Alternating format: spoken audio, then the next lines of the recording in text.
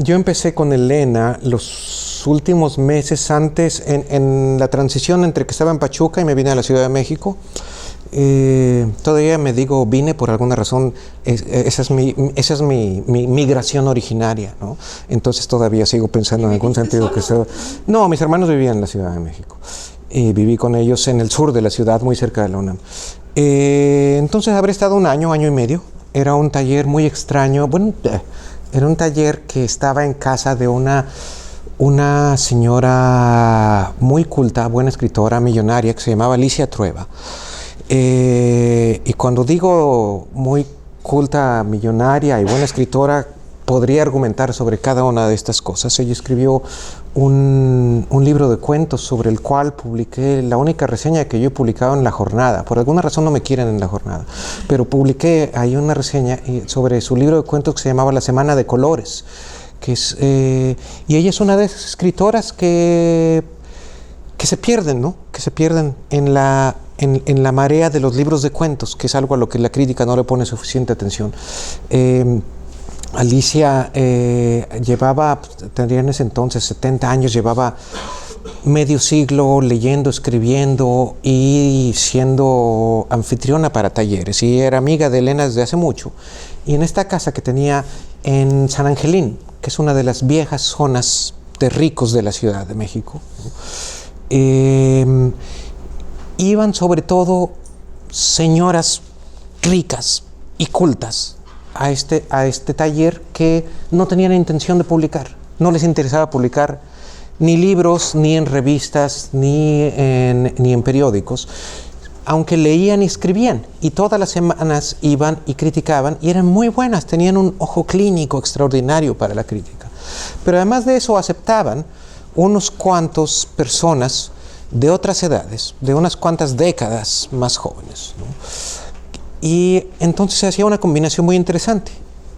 Era todos los jueves, 4 horas. Y en general el formato era este.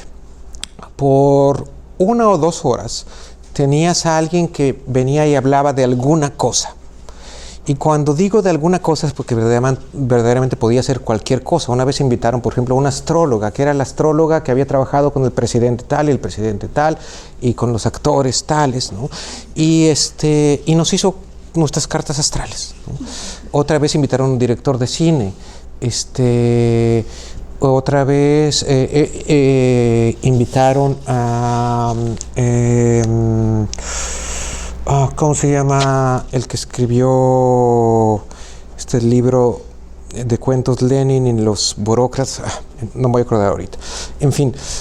Y después tenían otra clase que en general venía algún escritor a hablar de un autor específico durante varias semanas. Y por ejemplo, recuerdo que vino Raúl Ortiz, que era un crítico muy amigo de Rosario Castellanos, a darnos, y para mí fue importantísimo, a darnos un curso sobre Flaubert, ¿no?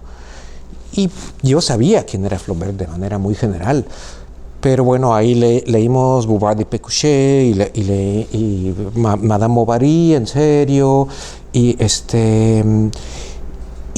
por mucho tiempo yo me consideraba flaubertiano, ¿no? Y además cuando me enteré que Vargas Llosa, que fue uno de mis dioses pasajeros, también se consideraba flaubertiano, yo dije, de aquí soy, ¿no? Entonces, eso fue muy interesante. Fue Juan Villoro por una temporada a enseñarnos, a discutir con nosotros algunos autores europeos, sobre todo, ¿no? Fue Tatiana Espinaza a darnos un curso solo sobre Dostoyevsky, específicamente sobre los hermanos Karamazov. Ahora, yo quiero solo subrayar que yo no estudiaba literatura, ¿no? Entonces que para mí todo esto era verdaderamente maravilloso. Y después la última hora era un taller con Elena. Y Elena entonces revisaba los cuentos que cada quien trajera cada semana. Bueno, tú tenías que llevar copias la semana anterior y la gente los leía durante la semana, y cuando llegabas ahí, entonces ahí se discutían. Y a veces también con los escritores que venían antes de Elena, a veces también se hacía taller, ¿no? Eso se hizo un poco con Juan Villoro, con Hernán Lara Zavala, alguien más que no recuerdo en este momento. Entonces yo habré estado un año, año y medio, yo siento que aprendí muchísimo. Para mí fue como haber estado en la universidad, porque estuve cerca de muchos escritores y estar cerca de estas mujeres que lo único que hacían era el taller y que tenían un filo endemoniado y que podían ser muy crueles a la hora de criticar, lo cual he descubierto tiene sus partes buenas, es decir, porque los lectores pueden ser crueles y los críticos pueden ser crueles. Entonces, si vas a un taller en el cual alguien te dice alguna cosa horrorosa, mejor que te vayas acostumbrando, ¿no? Porque eso es publicar, es exponer tus entrañas ante gente que no conoces y que no te conoce y que tiene todo el derecho de darte patadas en el estómago porque tú te estás poniendo ahí voluntariamente, ¿no?